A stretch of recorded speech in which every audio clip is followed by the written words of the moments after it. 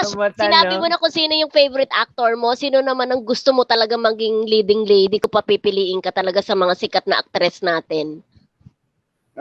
Saan po ba tita? Yung mga baguhan po ba? Yung like Kahit sina ano. Angeli or Kahit, AJ oo, Rabal, yung ganyan? yung mga ano, pwede rin naman yung mga artista natin dati, di ba? Okay. Kasama mo dyan sa Viva Max. Basta kung Oo. sino man. Kung sino man. Angeli po ako, Angeli. Angeli Si Kang? Angelica. Yes. Angeli Kang. Yes. Hala ko si Angelique Kang. Quinto.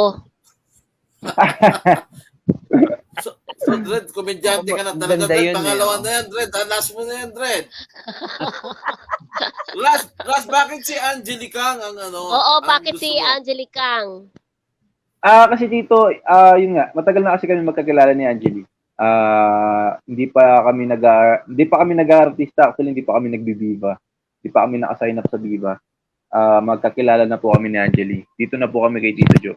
Then, yun nga, nakailang pelikula na po siya, nakailang pelikula na din po ako. So, parang hindi pa kami nagtatagpo sa isang pelikula.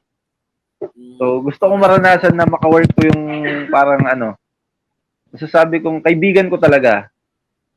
Simula nung nag-uumpisa kami, gusto ko siya maka-work ngayon.